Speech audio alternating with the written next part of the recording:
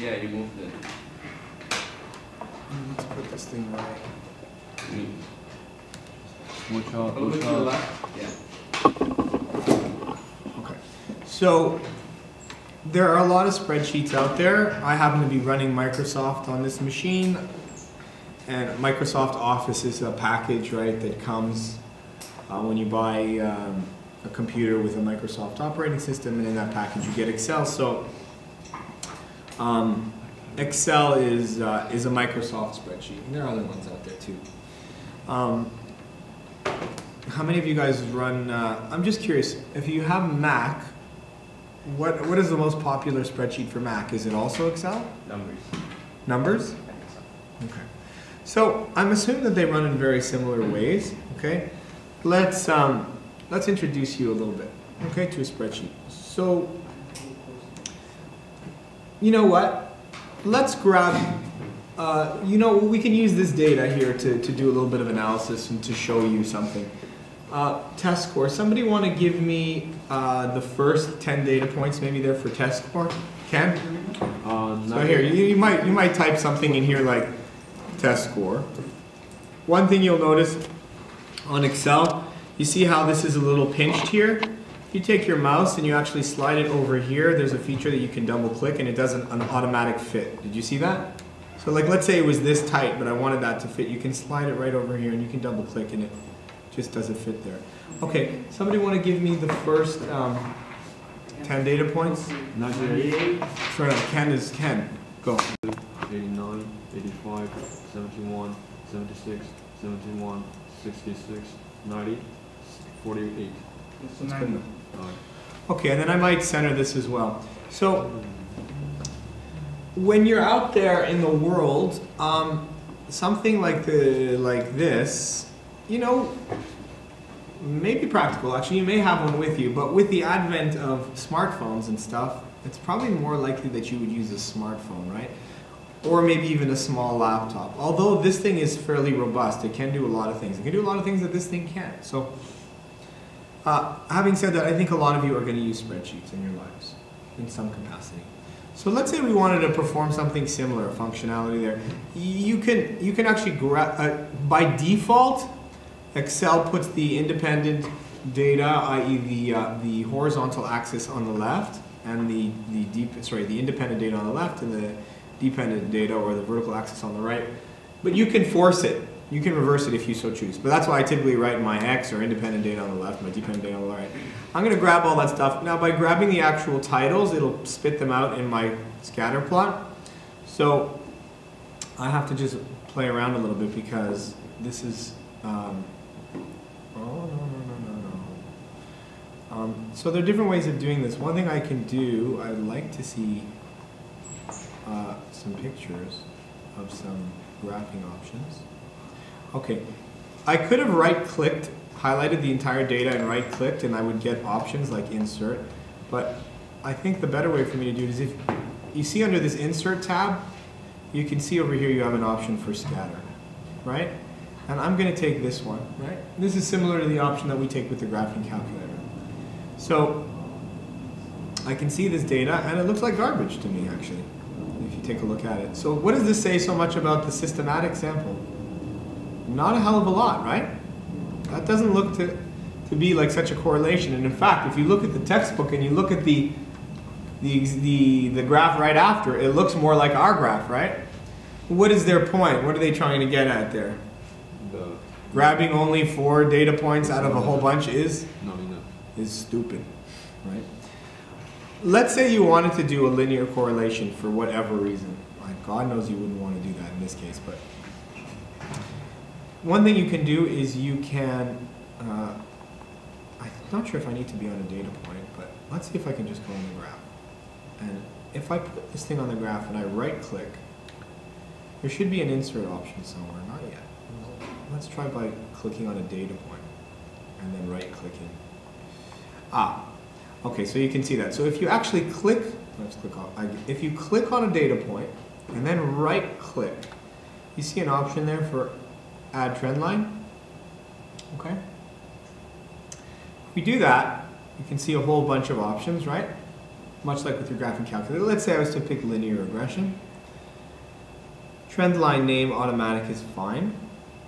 I'm not sure what the forecast means. Here you have the opportunity, if you want, to set the intercept at whatever value if you choose, like a partial or a direct variation. I'm not going to do that. And I'm going to ask that the equation be displayed on the chart and also that the r squared value be displayed on the chart. Now Excel only gives you the option for r squared. Why? Why not? Why r squared? Yeah. You can get r. You can take the root of it and get r, and for nonlinear you have to use r squared. So I pick those and I hit close. So if we look here, I'm going to move this over. I'm going to try and move this over. What you can see here, just make this a little bit bigger. What you can see here is an equation of a line of best fit. You have a slope of roughly 0.17, a y-intercept, a y-intercept of about 62.5, and a coefficient of determination of about 5%, which isn't too high, correct? If you were to click on, are you guys following any of this? If you were to click on a data point, you can get an idea as to how the basic code is working.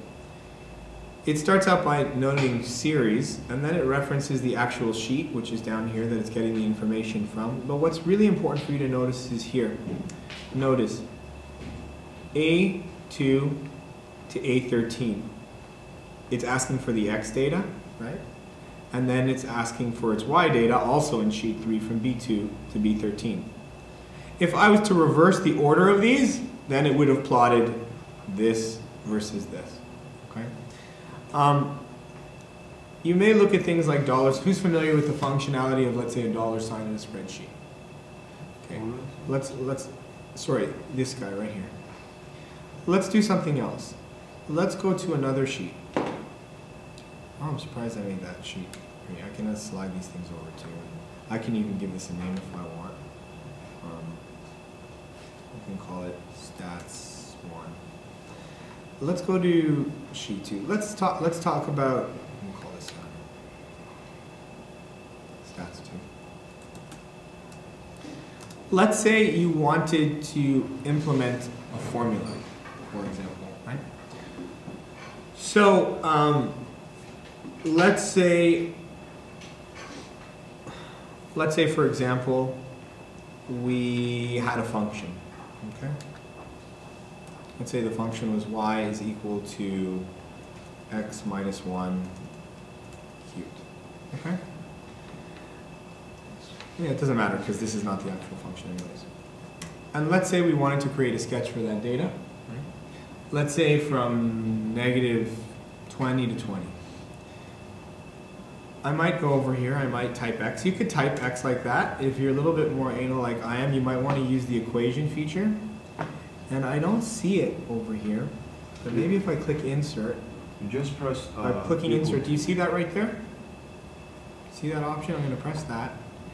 And it's not giving me what I want. Because, yeah, I can get an x there, but I want it in the cell. So I can't. Okay, that's fine. I guess it makes sense because, but you know what you could do? I think what you could do is you could highlight this cell. You could right click and go to format. Let's try. Sure. What about just press the equation? And then, if you go to font, I wonder if there's an option for equation over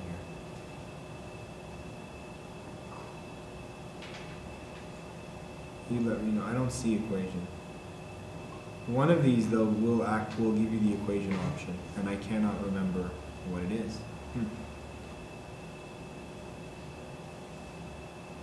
Oh, hang on.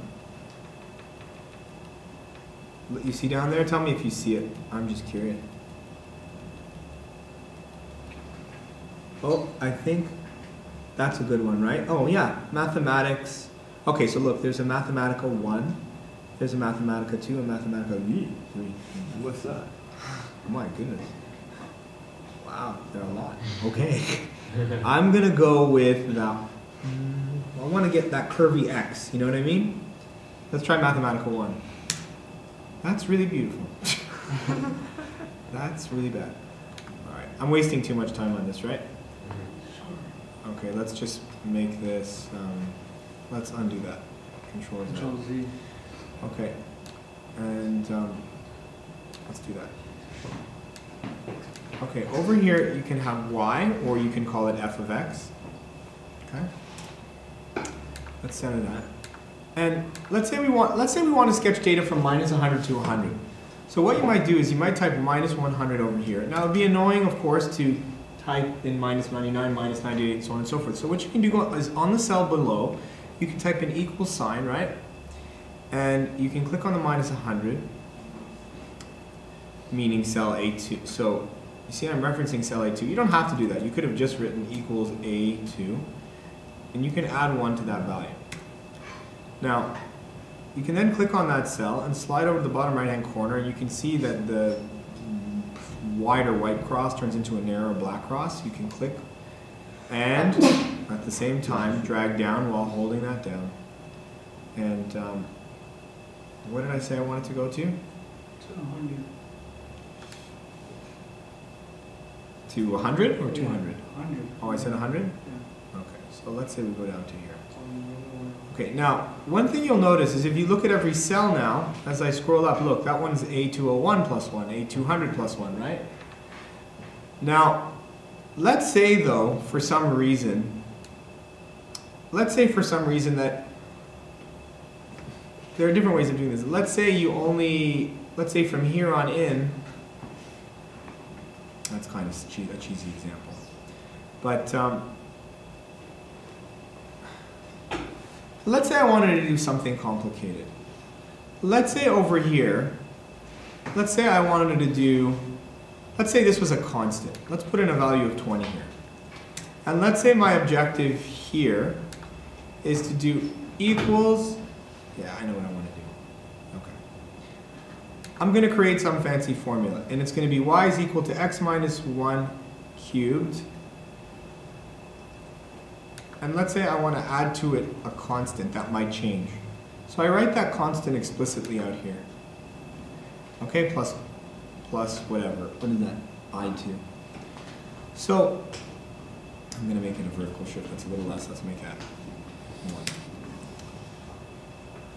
1. And the reason why might I, instead of putting a 1 here, why might I just call it I2? Why might I want something outside of the equation? Yeah? As like a variable keeps changing? Yeah, if I want to change it. So over here, I might say, well, this is going to be equal to, open bracket, well, what is x? Well, in this case, my x value is to the left, so I can click on it. It's cell A2, take away 1, close bracket,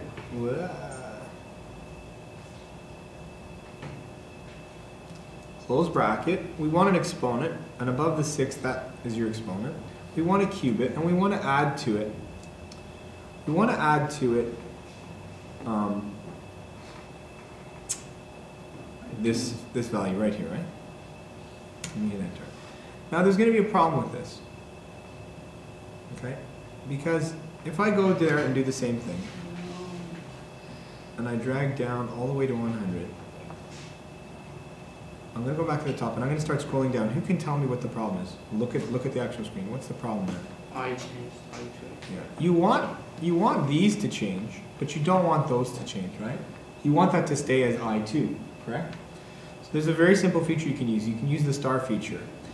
If you were to insert a star here, that's useful if you're updating a formula and you're dragging it this way, because by putting a star before the column, what that means is as you drag from left to right, the column won't change. In our case, what we're doing as we update is we're dragging down. And so by dragging down, what it does naturally over here, which where we want it to do for, is if this one is saying, sorry, if this cell is saying that it is equal to that cell minus 1 cubed, then obviously we want this cell to be equal to that cell minus 1 cubed, and that's good, but we want the I4 to stay locked. So in our formula, we can put a dollar sign, as I said, we can put one here, but it doesn't really matter for us here because we're not dragging left and right. But what we would do is we would put a dollar sign right there. Now, when you drag this thing down, you'll notice, if I scroll up, you see that this information is changing, but you see this is not changing. You see that? It's locked, right?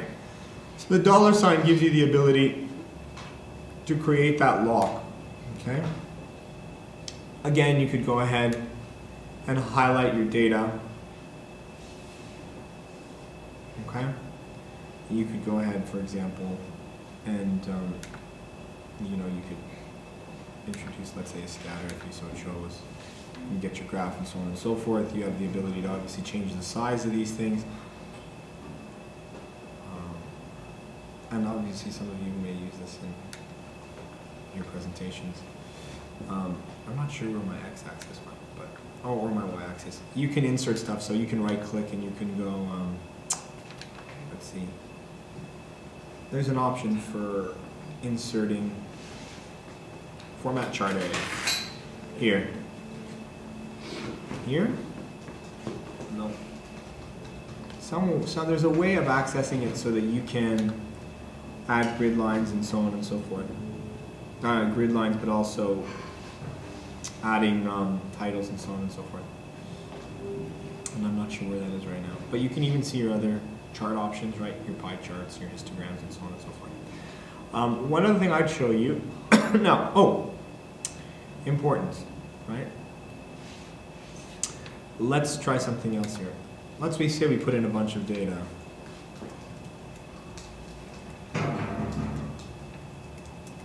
Say you're doing a survey, for example, you're just putting in stuff. Let's say you wanted to get the mean of the data, okay? One thing that you can do is you can highlight all of the data, right? Okay, and actually you can type here mean, right? One thing you can do is this, right? I could drag it all that way, and it's telling it to average the data from A1 to A13, close it up.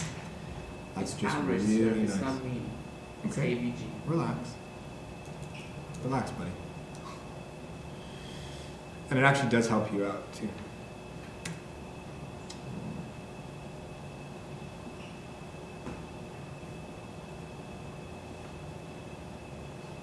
Doesn't want to take it. Oh, took it now.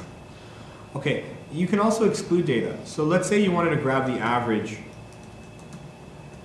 of some of the data. Let's say you wanted to grab everything but the number 9 for some reason. You deemed it as an outlier legitimately.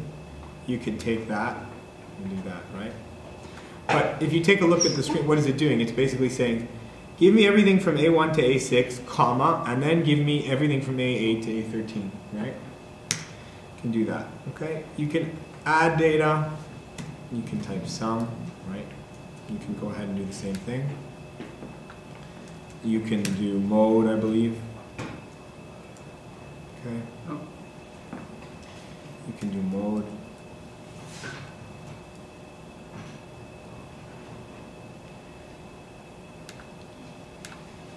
I'll just type up here. Mode. Okay. You can do, I might want to make that bold or bigger just to make it stand out. You could do standard deviation. It's not too good.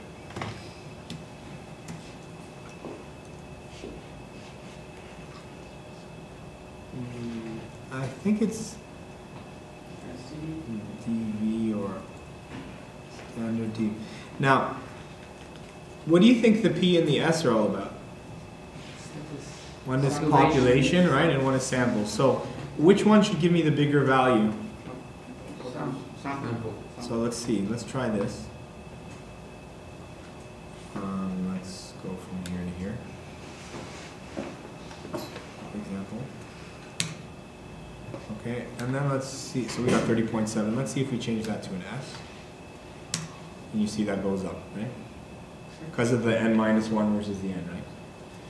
Okay, so there's a whole bunch of analysis. I wonder if you can do a z-score on something.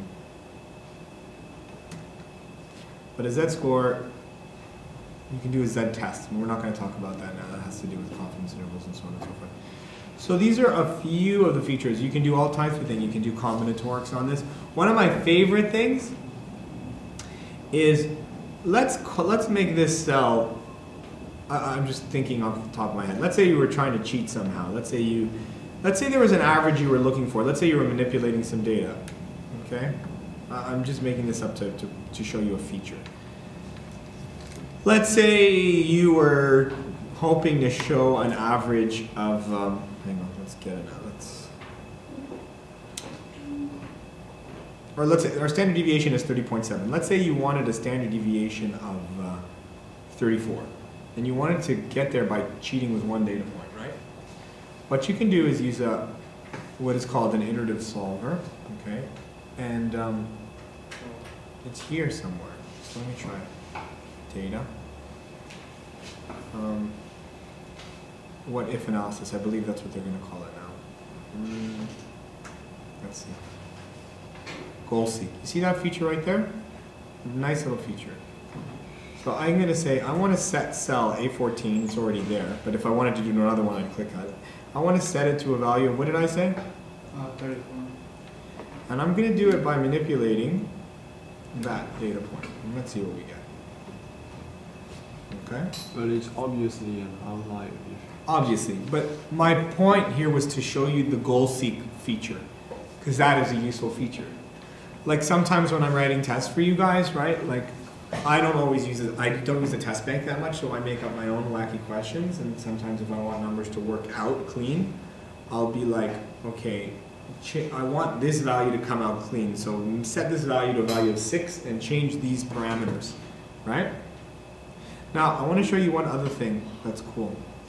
Let's say I had something like, let's say this is equal to that, I don't know, squared minus that plus that divided by, I don't know, that. Let's say you have some calculation you're making in Excel that is pretty complex. So for example, I remember once when I was a little bit older than you, I was responsible for what was called a steam balance at a refinery. And I looked at the thing and there was just so much stuff in that spreadsheet, and every cell I went on was like a formula related to something else. So if you have a spreadsheet that either you've built or you've got to analyze that someone else has built, and you want to get an idea of what things are a function of what, let me see what the feature is here. Is it data validation? Or is it auditing? Let me see. I'm looking for that feature that's going to, by the way, you have conditional formatting here as well, which is very nice. You can use your if and else statements.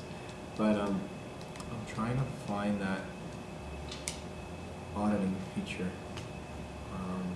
Formulas, maybe. Ah, beautiful. Trace precedence and trace dependence. If I hit trace precedence, oh look, and let's say this is equal to, let's say, that plus that. So if I go to this cell, right, and I hit trace dependence, sorry, I didn't want to do that. I wanted to do the precedence first. No.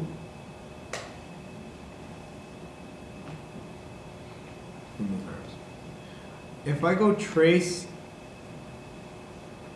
precedence, isn't that beautiful? It shows me all of the cells that this cell is a function of. In other words, to get 3080.067, this is clearly a function of A3, A9, A13. Now you could see it here in the formula. Obviously you can see that you need A13, A9, and A3 to get it. But visually that's really nice, right? It lets you see what that thing is built from, right? And if I go trace dependence, in that case, it's saying that this thing is important in order to figure out these things. So these are the things that come before this, and this is the one thing that is built from this. You understand that? And you can remove there. So it gives you a little bit of an idea of the functionality. Okay, you can insert functions too in Excel as well. All kinds of things, as you can see here. Take a look. Sum, average, if statements, counting, max, sum, if, standard deviation, as I've shown, and so on and so forth. So that gives you a little bit of an idea of how a spreadsheet works. Yeah? Does that help you a bit? Okay. So let's go back to this critical analysis stuff. Let's take a look at I think there are 2 more examples and then we're done. Okay, example 2. Extraneous variables and sample bias. An advertising blitz by superfast computer training incorporated features profits of some of its young grads. Number of months of training that these grads took, their job titles, and their income, and their incomes appear, sorry I'm reading upside down, their incomes appear prominently in the advertisements. So, for example, we have Sarah, who's a software developer. She did 9 months of training. She's earning $85K. Zach, he only did 6 months. Well, he's only earning 63. Well, if you only do 4 months, if you take a look at Lynn, she only did 4 months. She's only earning 60K. So, if we go ahead to this computer over here, I might want to clear this data, so delete it all. Somebody want to give us our, let's say, months of training, so it's going to be MOT. Somebody want to give me the months of training? 9, 6, 8, 5, 6, 4.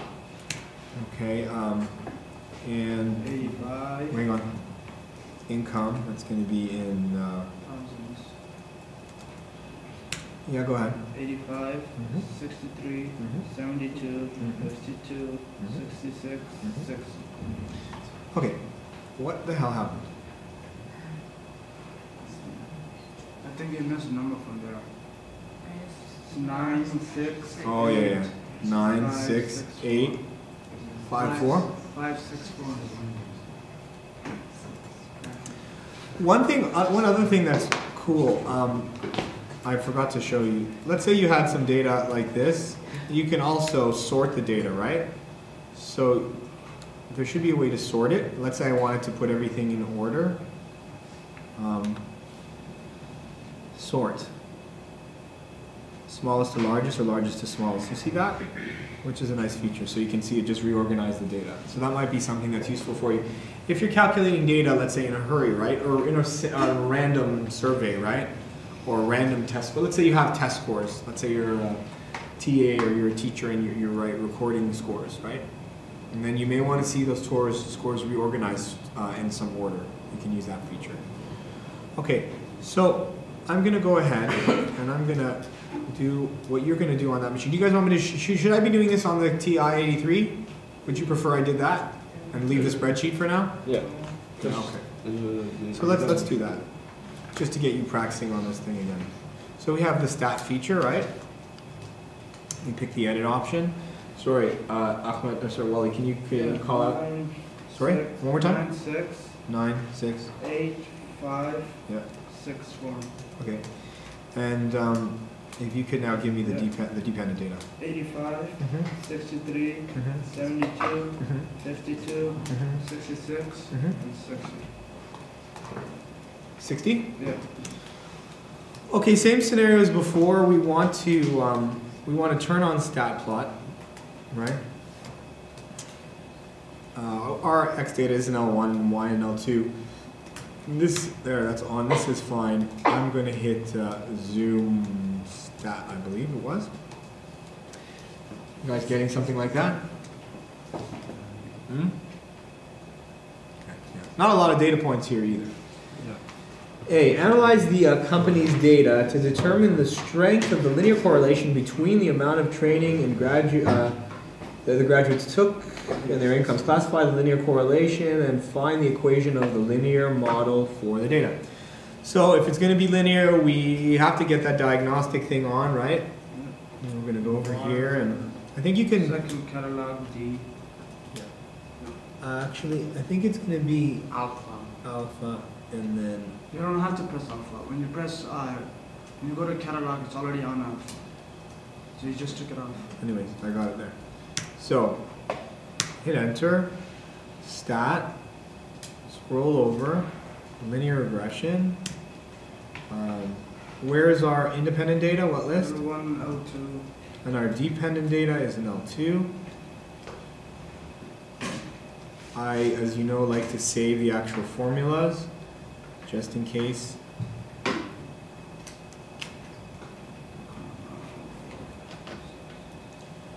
Okay, so if you look at this thing, our correlation coefficient is about 90%, our coefficient determination is about 81%. It's fairly decent, yes? It's fairly decent correlation. And there's the trend line, of course, is because we've automatically told it to be saved there, and the default is that by the equal sign being dark, it's graphing it. So, how would you define the, so if we're just answering question by question, they say analyze the data to determine the strength of the linear correlation. Kate, what would you say about the strength of the linear correlation? Strong, weak, really strong? Yeah, and you'd say because the R value is pretty high, right? Or the R squared value is pretty high. Fine, good enough. B, use this model to predict the income of a student who graduates from the company's 2-year diploma program after 20 months of training. So what are we going to use, guys? We're going to use the calc feature, right? We're going to pick the value option. We're going to enter 20. We're going to hit enter. And why does it tell me error? You guys should know. This is one of the stupid... Windows. Yeah, the window's not big enough. So I'm going to go to window. I'm going to make my maximum bigger than 20. Let's make it 25. And I don't know if this is going to be big enough. I might make my top of my range bigger. I don't know, make it I don't know, 200. Let's see if that's good enough. Go back to the graph and use the same feature. Second function, calc, value, 20, enter. So if you believe this thing, if you believe that this model is really representative of reality, then apparently you study for 20 months, you earn $140,000 a year. Hey, why not study for like 1,000 months and then like make, I don't know, let's say, apparently, if you really believe this thing, then CEO.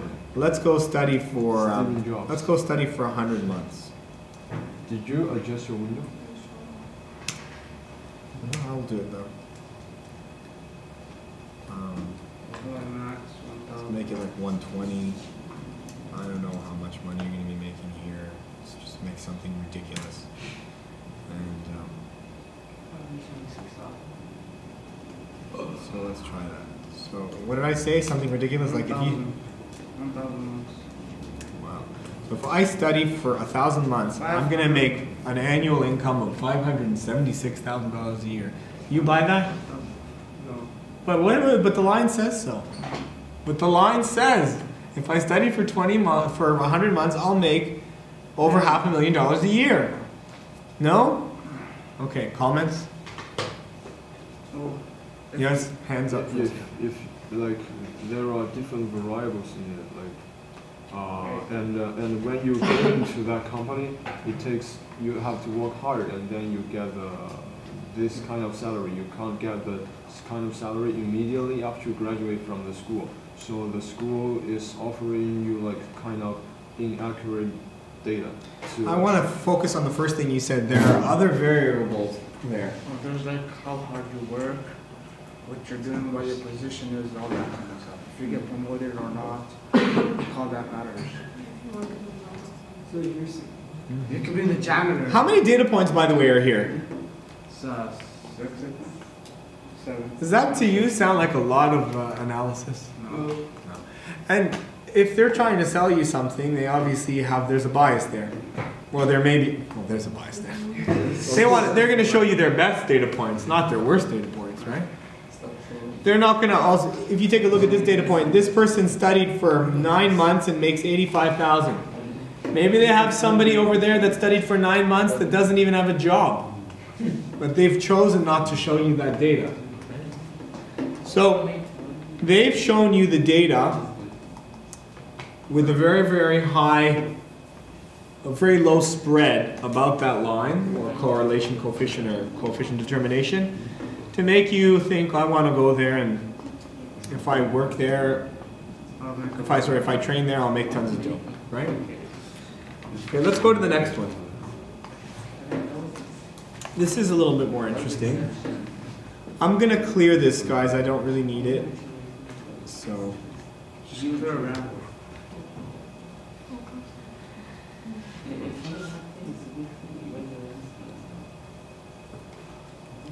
Getting cold, so I'm just gonna put on my coat. Are you guys following me so far?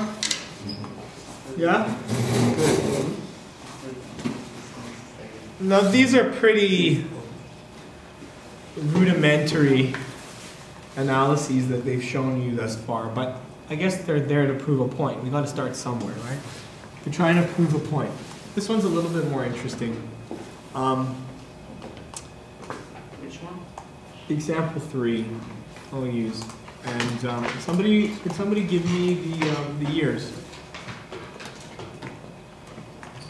Now again, this thing is starting in 1991. I'm gonna start with 1. Yeah, I'm not gonna use the 1991. And why might I avoid that? Same problem as last time. Which is? Error on the calculator. There's a possibility that I might have a relationship that is exponential, let's say, in which case using values of x that are so large, i.e. for your exponent variable, you're gonna have problems. So how about we go with a 1? 1 to 10. Now, there's actually a feature on this calculator, I think. Let's say you had to go 1 to 100. It would be annoying to type that in, eh? I wonder if, similar to Excel, there's a feature here to do that.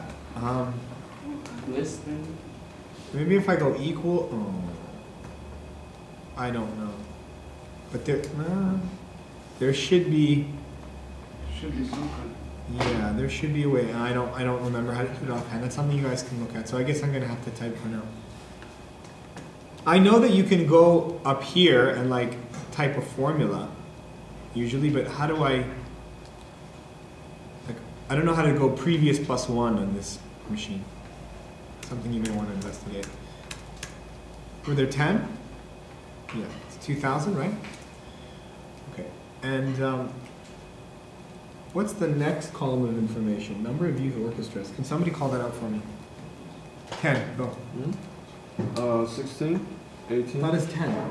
On 10, 10, 11, 12, 12, 14, 14, 16, 16, 18, 20.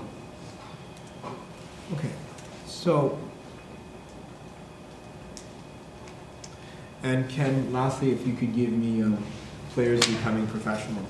16, 18, 20, 23, 26, 32, 13, 16, 20, 26. So we have a whole bunch of data here. An arts council is considering whether to fund the startup of a local youth orchestra. The council has a limited budget and knows that the number of youth orchestras in the province has been increasing.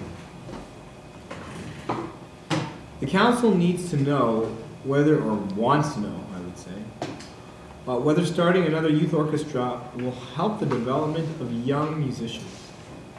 One measure of the success of such programs is the number of youth orchestra players who go on to work in professional orchestras.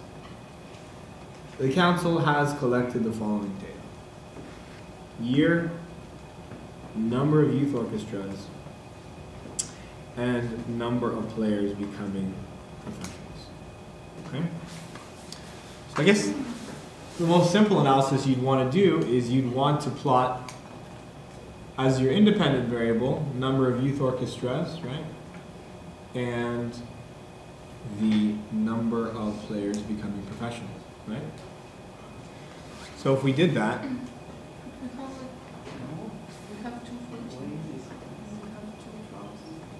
we have two 14s, yeah, and two 12s, meaning?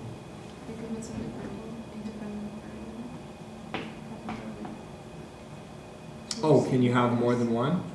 Sure, absolutely. You'll just end up with, I know what you're thinking. You're thinking it's not a function, right?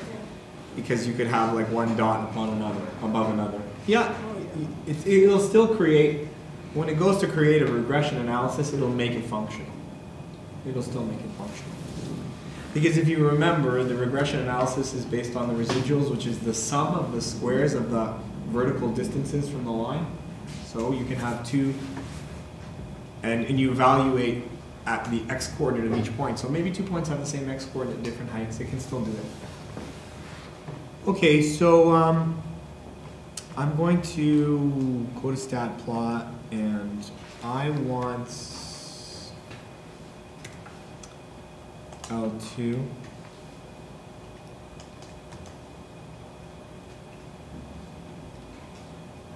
I don't want L3. Does that sound right? Mm-hmm. What the hell is that?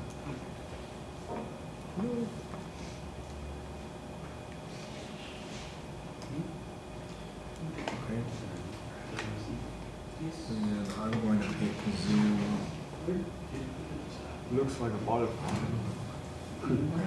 And what's interesting here is you see two clumps of data, which is very interesting, right? You see two clumps of data. It seems that for lower numbers of youth orchestras, you get hiring, professional hiring that follows this trend. But then for higher numbers of youth orchestras, you get hiring that follows this trend. In fact, this one almost looks a bit better. It almost seems better. It seems like when you have less, you almost get a little bit more there. So based on part A, does a linear regression allow you to determine whether the council should fund a new youth orchestra? Well, before even doing the linear regression, just looking at the actual data, does that tell you very much?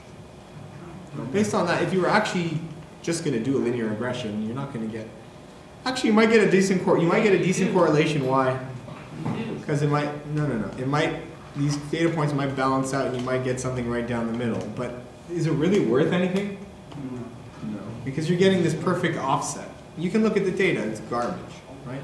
Does a linear correlation really mean much here? Yes. No. You can get it really quick. No. So what?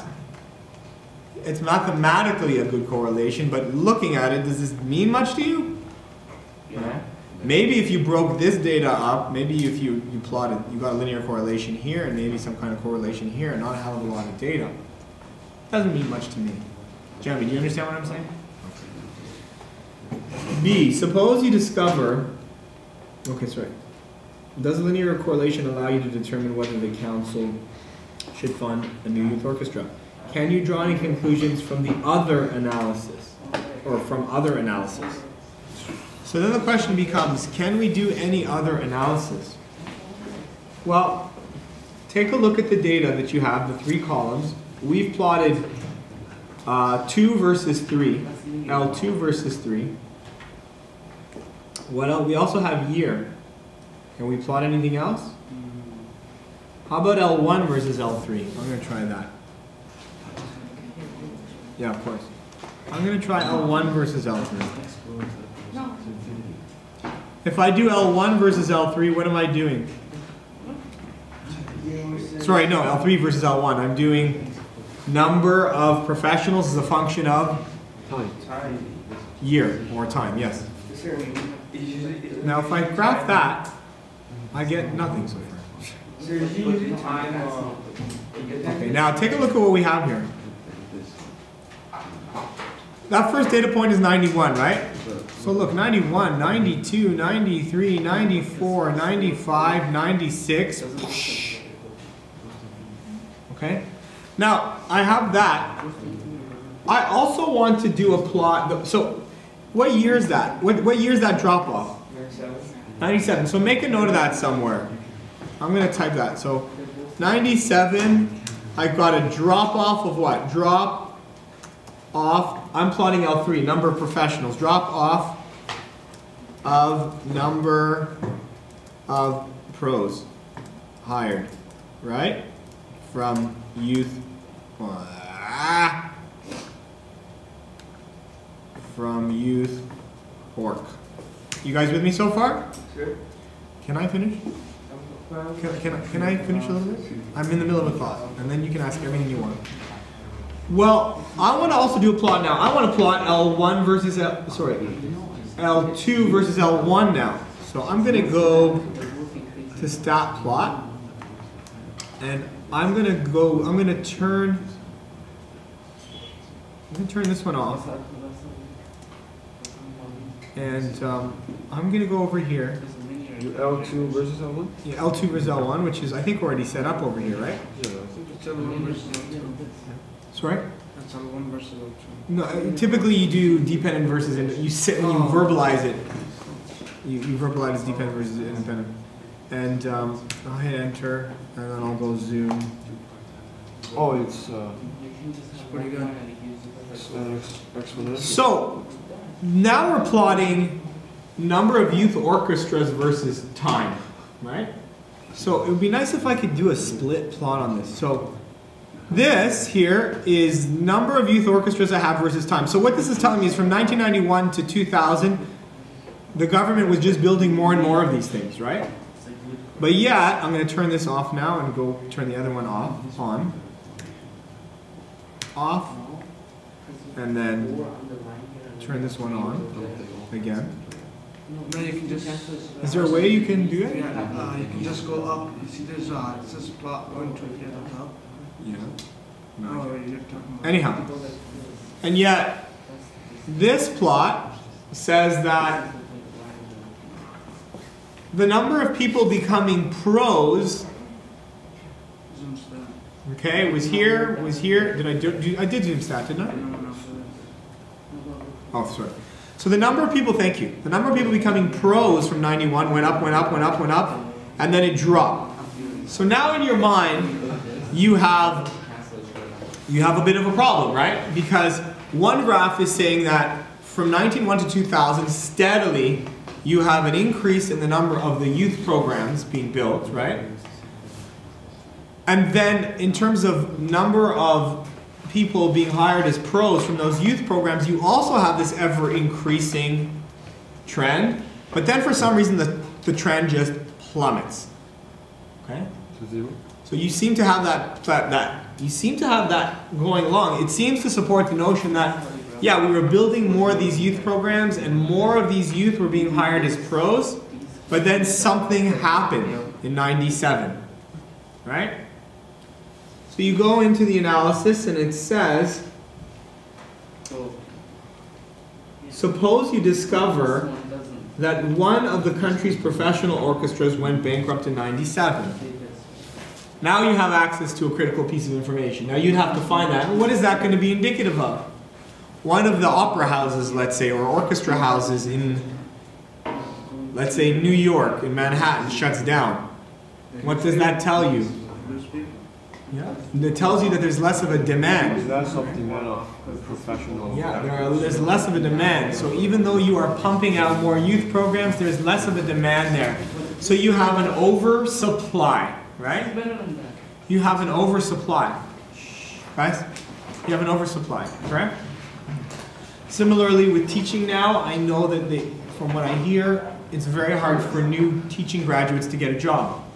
So one of the things that the government is considering doing is changing teachers' college from a 2-year to a 4-year program. Number one, that means there's less of a flood, right? Every 2 years you have a new crop every 4 years, right? Because the supply is simply too high. You have a lot of really bright people that are graduating now and are having difficulty getting jobs, and I imagine that has to do with the demographics and the fact that, so you've got population, you have less kids per person, particularly in a big city like Toronto, and also you have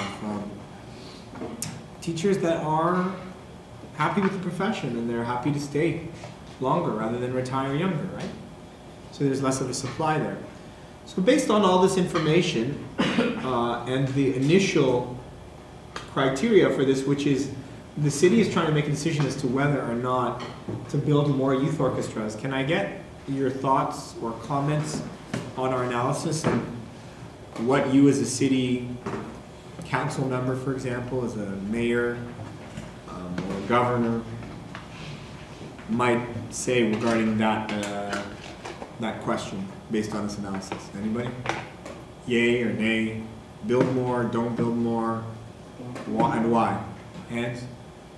I would say don't build more because if there's already an overflow of orchestras, and if you do build more, then you're just wasting money into something that already exists, which the public can go to, rather than going to a new orchestra in which it's not creating a profitable business.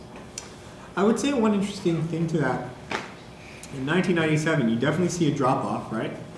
But then you see the higher rate starts to really go back again as a function of number of youth orchestras, right?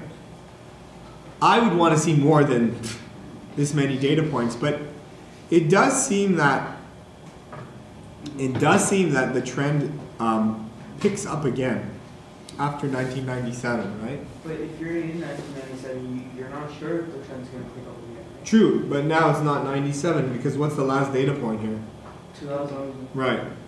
So you're past this recession, I guess, or whatever.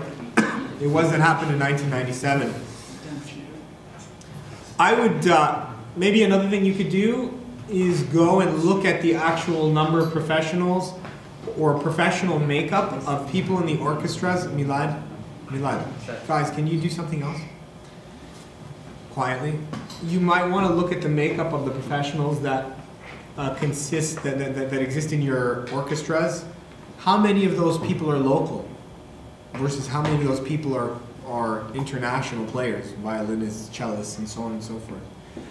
If you find that there's a real underrepresentation of locals, let's say Torontonians in your orchestra, maybe you want to consider beefing that up a little bit more. Okay, so there are other factors that you might want to look at as well, right?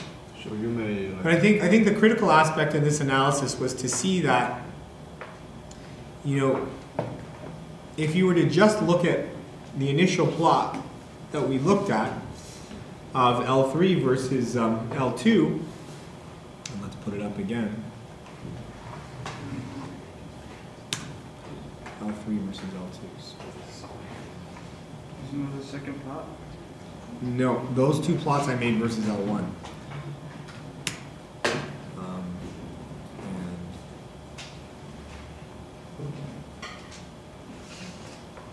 Oh, come on. Okay, if you were to just to look at that analysis of number of players becoming professionals, a function of number of youth orchestras, and you didn't go deeper, you might be thrown off and say, well, there's no evidence to support that youth orchestras promote professionals being hired from those programs because you have a drop-off there. But upon further analysis, you find that there was some problem, extraneous variable in 1997, which was maybe some financial problem that hit. Okay, so I think that's everything that we have to. Is there anything else that we have to cover for this test in terms of theory? No. So can we get all 28 graphic calculators, put the desks back? Alexa, you're going to shut this sucker down. I'm going to roll.